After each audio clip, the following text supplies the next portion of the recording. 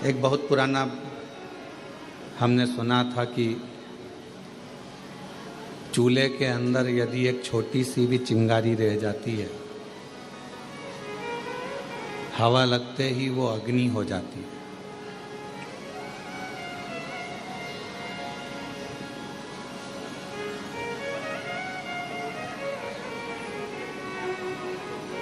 एक छोटी सी चिंगारी बाद में अग्नि का रूप ले लेती है। बस हवा लगी उसमें और उसने अग्नि का रूप लिया।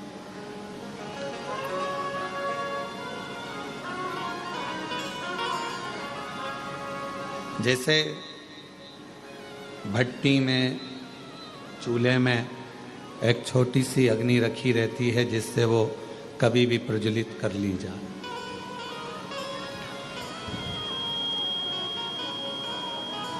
उसी तरह मेरे देवाधिदेव महादेव भी जब पृथ्वी पर भेजते हैं, जन्म देते हैं, माँ के गर्भ से आपका हमारा जन्म होता है। और भगवान देवाधिदेव महादेव जब माता के गर्भ से आपको और हमको जन्म देते हैं, तब एक भक्ति की छोटी सी चिंगारी हमारे अंदर रख देते हैं। और जब हम पृथ्वी पर जन्म ले लेते हैं, कहीं शिव महापुराण की कथा की हवा हमें लगती है तो हमारी भक्ति की अग्नि फिर प्रज्वलित होने लगती है। और वो भक्ति की जो अग्नि है वो पापों को समाप्त करने के लिए, तृष्णा को, वासना को, अहंकार को समाप्त करने के लिए होती है।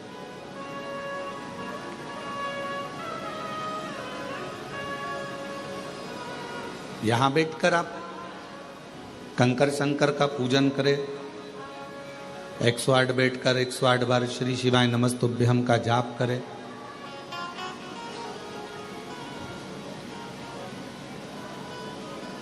बीच बीच में जलवृष्टि भी होती रही,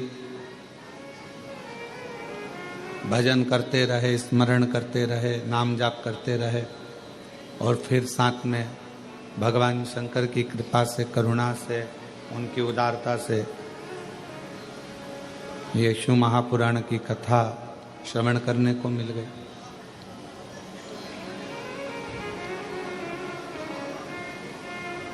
हमारे पूर्व का कोई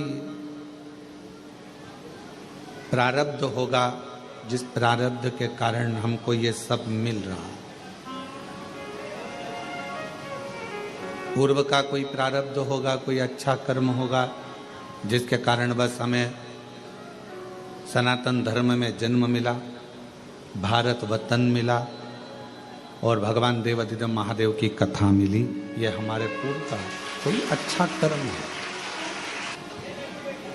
दुनिया में कोई सा भी ऐसा धर्म नहीं है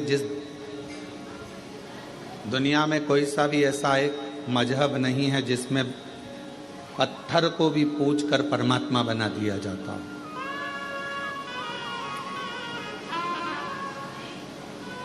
भारत की भूमि पर केवल एक सनातन धर्म ऐसा है, हिंदू धर्म ऐसा है जो एक पत्थर को भी पूज कर परमात्मा बना देते हैं और परमात्मा की आराधना कर रहे हैं।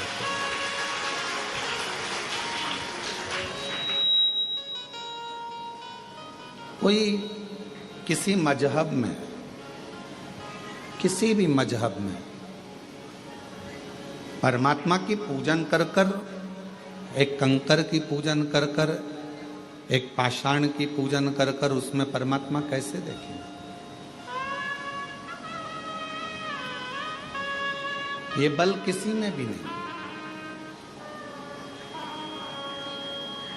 लोग सनातन धर्म की हंसी उड़ाते हैं, हिंदू धर्म की हंसी उड़ाते हैं कि ये तो पत्थर की पूजन कर रहे हैं, नदियों को माता कहते हैं, पशुओं को भी देवता कहते हैं, वृक्ष को भी भगवान कहते हैं, पर्वत को भी भगवान कहते हैं।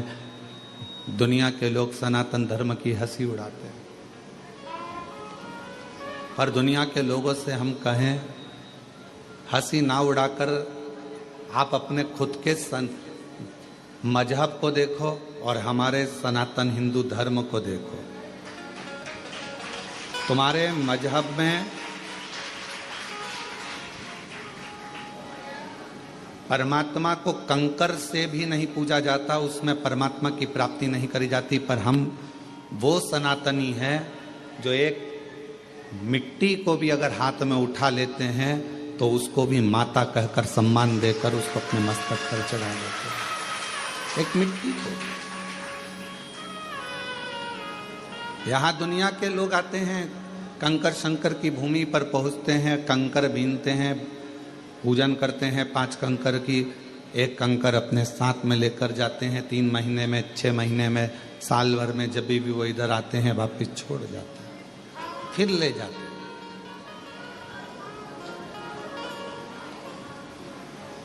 उसमें कोई आपका जो विश्वास है, आपका जो भरोसा है, आपकी जो दृढ़ता है, उस कंकर में शंकर को ढूंढने का प्रयास करते हैं।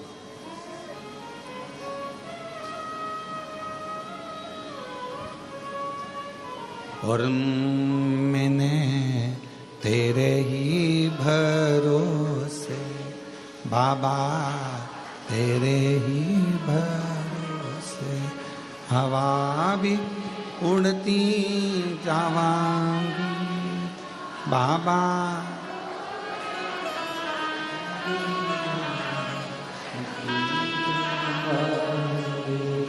भोले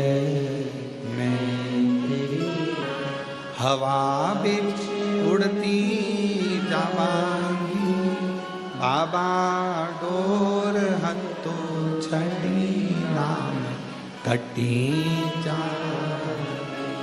भोले मैं तेरी शंभू मैं तेरी। एक भक्ति की चिंगारी हमारे भीतर है और वह भक्ति की चिंगारी ही हमें परमात्मा से मिलाती है। सब शिव महापुराण को नहीं सुनते, सब शंकर जी के मंदिर नहीं जाते, सब कुबेरेश्वर धाम नहीं आते। कौन शिव महापुराण की कथा सुन रहा है, कौन शंकर जी के मंदिर जा रहा है, कौन कुबेरेश्वर धाम जा रहा है, कौन उज्जैनी, कौन विश्वनाथ जा रहा है, कौन गंगा को नहा रहा है, कौन आराधना कर रहा है, साधना कर रहा है। भगवान ने सबको अपने, जिसके हृदय में भक्ति देकर परमात्मा ने भेजा और थोड़ी सी भी हवा उस भक्ति की चिंगारी पर पड़ी, परमात्मा ने उसको खींचकर कुबेरेश्वर धाम की धरा तक बुलाया। भगवान ने बुलाया और वो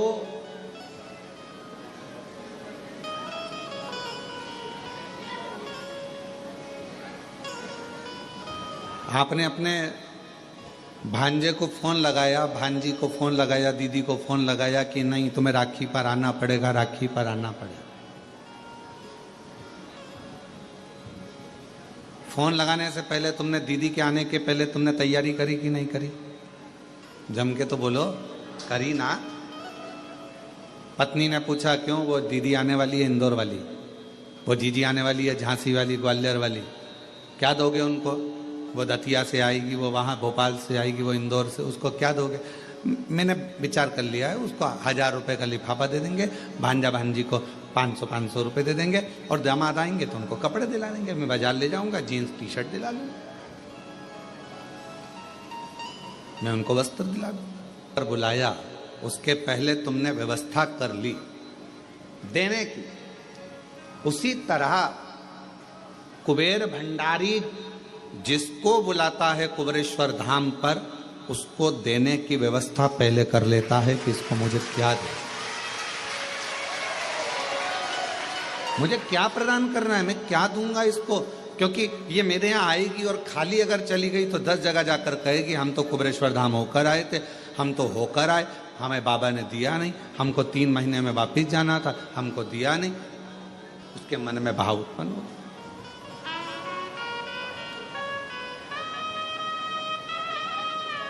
वो व्यवस्था करता है पहले। कितने लोग हैं जो भोपाल से इंदौर निकल जाते हैं पर कुबेरेश्वर धाम अंदर तक नहीं आते, और एक दिन ऐसा आता है कि वो कुबेरेश्वर धाम में अंदर तक आ जाते हैं, दर्शन करने के लिए। क्यों? बाबा बुलाता तब ना। और तेरी कृपा बिना न हिले एक भी अणु लेते हैं सांस तेरी कृपा से बखान क्या करूं मैं राखों के ढेर का चपटी भभूत में खजाना कुबेर का। हे गंगाधर मुक्ति द्वार ओंकार तू भोले ओंकार तू आयो शरण तिहार शंभु तारता। उसने व्यवस्था करी तुमको देने की, तो बाहर रोड पे से तुम अंदर आ, तो उसने इशारा करके तुमको अंदर बुलाया। वो अगर व्यवस्था नहीं करता, वो व्यवस्था कुछ करता ही नहीं, तो वो तुम अंदर भी नहीं आते, बाहर से ही निकल कर चले जाते।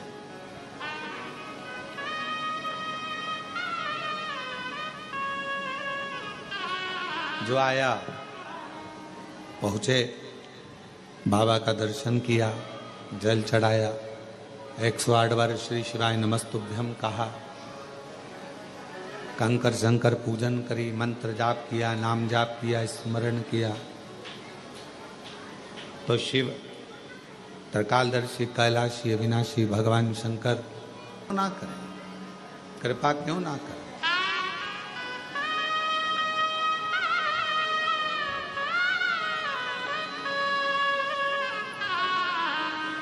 फिर शिव करुणा क्यों ना करे। आप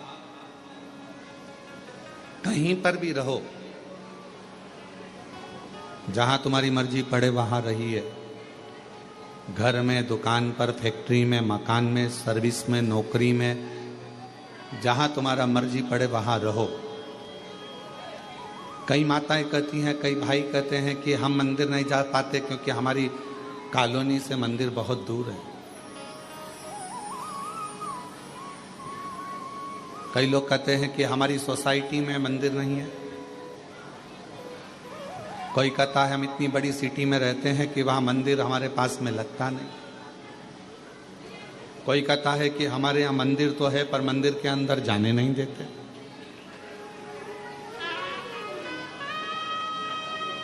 हम मंदिर के अंदर भी नहीं पहुंच पाते। कई लोग हैं और कई तरह की बाधाएं भी हैं मनुष्य के साथ। ऐसा नहीं है कि हमने आपसे कह दिया कि एक लोटा जल चढ़ाने जाओ। साउथ के कई मंदिर ऐसे हैं जिसमें प्रवेश नहीं मिलता, अंदर जाने नहीं देते। और कई कई जगह ऐसी है जहां मंदिर ही नहीं है, पास में नहीं जा पाते, बच्चे भी नहीं जा पाते। तो शिव महापुराण की कथा के वायव्य संहिता में एक बड़ी सुंदर बात कही, बड़ा सावधानी से सुनिएगा इस चरित्र। वायव्य संहिता में श्री वेदव्यास जी वर्णन कर रहे हैं, और वायव्य संहिता के अंतर्गत वेदव्यास जी कहते हैं कि अगर तुम मंदिर तक ना जा सको, तुम शिव पर एक लोटा जल चढ़ाने के लिए अपने नजदीक के शिवालय में, देवालय में ना जा सकें, कोई मंदिर नजदीक नहीं है, कोई शिवालय नजदीक नहीं है, तो वायव्य संहिता में वेदव्यास जी कहते हैं कि अपने घर में यदि बेलपत्र का वृक्ष है, बेलपत्र का छोटा सा भी अगर पौधा है, तो उसमें थोड़ा भी जल आप प्रतिदिन चढ़ा रहे हो तो समझ लेना कि 12 ज्योतिर्लिंग में आप जल चढ़ा रहे हो। 12। ये वायव्य संहिता कर। मान लो मंदिर नजदीक में नहीं है, बीमारी बहुत ज्यादा है, तकलीफ बहुत ज्यादा है, और कहा हमने कथा में सुना है कि जल चढ़ाने जाना चाहिए, तो वहां बेलपत्र का अपने गमले में एक छोटा सा पौधा लगा, छोटा सा पौधा, और छोटा सा पौधा लगाकर उस पौधे की परवरिश करो, जल चढ़ाओ, जब वो पौधा बड़ा हो जाए तो किसी बगीचे में जाकर कहीं शिवालय में, देवालय में, कहीं पर एकांत में उस पौधे को लगा दो।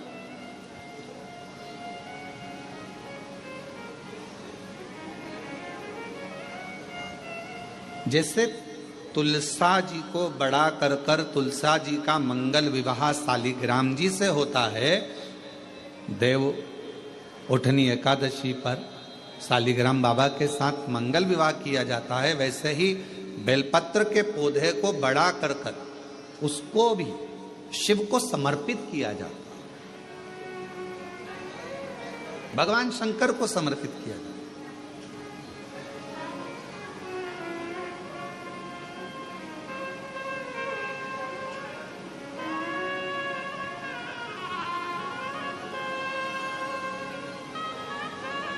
पर उस पौधे को पहले आपको बड़ा करना पड़ता है। पहले जैसे बेटी को बड़ा करते हैं और फिर उसका कन्यादान करते हैं, बेटी को बड़ा कर कर कन्यादान देते हैं, उसी तरह से बेलपत्र के पौधे को बड़ा कर कर उसकी आराधना साधना कर कर फिर उसका दान दिया जाए। कई लोग बड़े विचित्र हैं कि भाई हमको बेलपत्री का पौधा दान करना है, कुबरेश्वर धाम आए, उज्जैनी गए, किसी गुरुजी के यहाँ गए और बाजार में से पौधा ले लिया और बेलपत्र का पौधा दान करिया। उसको कम से कम थोड़ा समय अपने घर में तो रखो।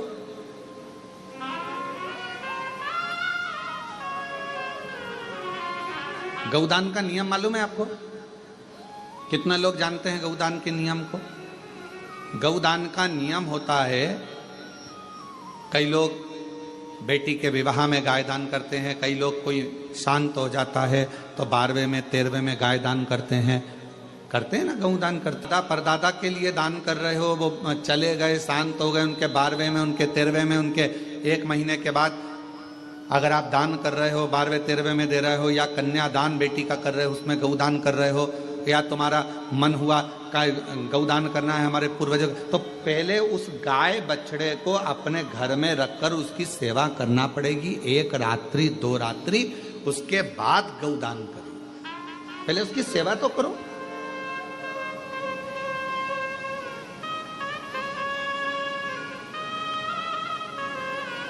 आपने तो डायरेक्ट फोन कर कर कह दिया गाय लिया ना, दान करना है। पंडित जी ने संकल्प छुड़ाया, गाय दरवाजे पर आई और 1 मिनट में संकल्प छूटा। पंडित जी से कहा ले जाओ गाय, लेके जाओ जल्दी से, गाय बछड़ा लेकर जाओ। पंडित जी गाय बछड़ा लेकर चले, ढीले कम करो,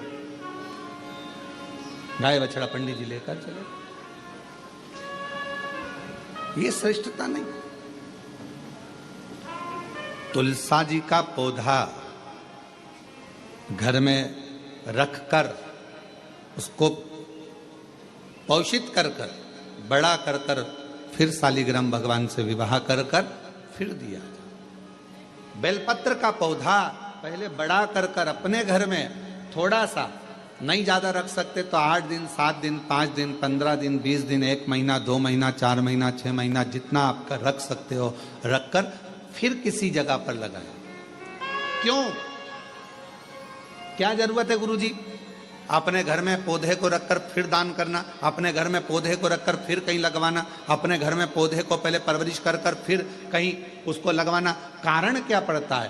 कारण एक है, वायव्य संहिता शिव महापुराण की कहती है, अगर हमने किसी बेलपत्र के पौधे को अपने घर में रखकर 5 दिन 7 दिन 1 महीना 15 दिन 6 महीना उसको परवरिश करा तो हमारे घर का कितना भी नेगेटिवता, कितनी भी हमारे घर में कुछ भी गंदा हो रहा है, कुछ गलत हो रहा है, कोई गलत हो रहा है, कोई झूठ बोल रहा है, कोई पाप कर्म हो गया हमारे घर में, इस भूमि पर जिसमें हम रहते हैं उस घर में एनर्जी अगर नहीं है तो आपने उस पौधे को अपने घर में रखकर उसका परवरिश कर कर 15 दिन 7 दिन 1 महीना 2 महीना 6 महीना 8 महीना जितना तुम्हारा मन कर जाए, 1 दिन 2 दिन जितना मन कर, उसके बाद पौधे को कहीं लगवा। क्यों? वो हमारे घर का पूरा गलत जो भी विचार होंगे, गलत सोच, गलत विचार, गलत ऊर्जा वो पौधा ग्रहण कर लेता है। बेलपत्र का पौधा अपने अंदर उतार लेता है। बेलपत्र का और बाद में फिर वो बेलपत्र के पौधे को हम ले जाकर कहीं रोपित कर देते हैं तो उसकी ऊर्जा हमारे घर पर हमेशा रहती है, हमेशा। कैसे? इसके सत्य प्रमाण क्या हो सकता है? तो सत्य प्रमाण का स्मरण करिएगा। एक गाय को 5 दिन, 7 दिन, 9 दिन, 15 दिन अपने दरवाजे से रोटी दीजिए। 9 दिन रोज रोटी दो, 10वें दिन गाय तुम्हारे दरवाजे पर आकर खड़ी हो जाएगी। बोलो खड़ी होगी कि नहीं होगी? जम के तो बोलो, खड़ी होगी ना। गौ माता को तुमने रोटी दिया, अब गाय रोज आकर तुम रोटी खा रहे, 2 दिन, 3 दिन, 5 दिन तुमने रोटी दिया तो गाय आकर खड़ी हो जाएगी। एक कुत्ता को तुम्हारे दरवाजे पर रोटी देना चालू करो, 8 दिन बाद वो कुत्ता तुम्हारे दरवाजे पर बैठना चालू कर देगा। बोलो सही है कि गलत है? जम के तो बोलो, ठीक है। एक पक्षी के लिए 2 दिन, 5 दिन, 7 दिन अपने घर के छत पर अनाज डालकर देखो, 7 दिन के बाद पक्षी तुम्हारे दरवाजे पर, तुम्हारे छत पर आना चालू करेंगे कि नहीं करेंगे? बोलो बोलो, जम के बोलो। पक्षी आ रहे हैं, गाय आ रही है, कुत्ता आ रहा है, किसी को दे रहे हो आप तो वो आ रहा है। उसी तरह जब हम हमारे घर में एक बेलपत्र के पौधे को बड़ा करते हैं और बड़ा करने के बाद उस बेलपत्र के पौधे को तुम कहीं पर भी, इंदौर में रहते हो, सीहोर में आकर तुमने लगा दिया, खरगोन में रहते हो, बरहानपुर में जाकर लगा दिया, ग्वालियर में, तुम्हारा मन पड़े तुम अपने घर के आसपास में भी कहीं पर भी उस पौधे को, तुम रहते यहाँ हो 200 मीटर की दूरी पर, 500 मीटर की दूरी पर, 5 किलोमीटर पर, 10 किलोमीटर, कहीं पर भी जाकर उस पौधे को लगा दो। वो पौधा तुम्हारे घर में कितनी भी नेगेटिवता रहेगी, वो पौधा अपने आप तुम्हारे घर की गंदगी को खींचता रहेगा, नेगेटिवता को खींचता रहेगा, कहीं पर भी रहे, किसी भी जगह।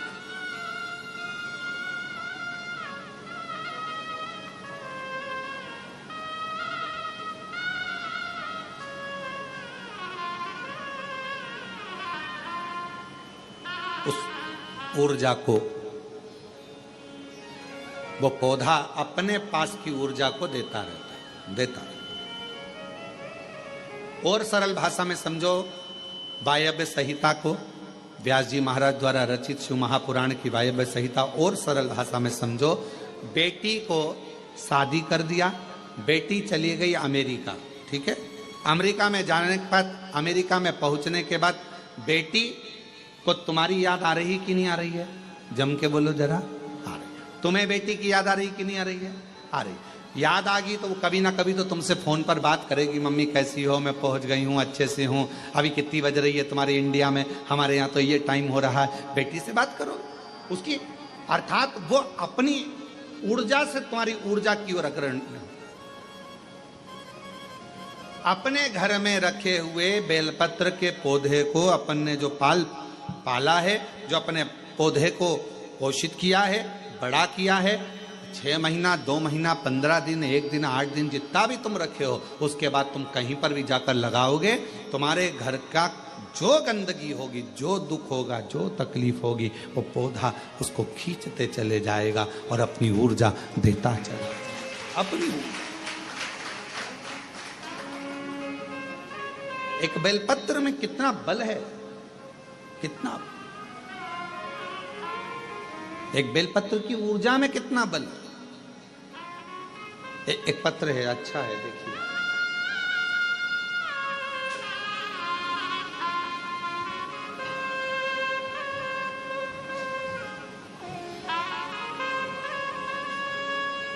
मेरा नाम शिवानी चौहान है।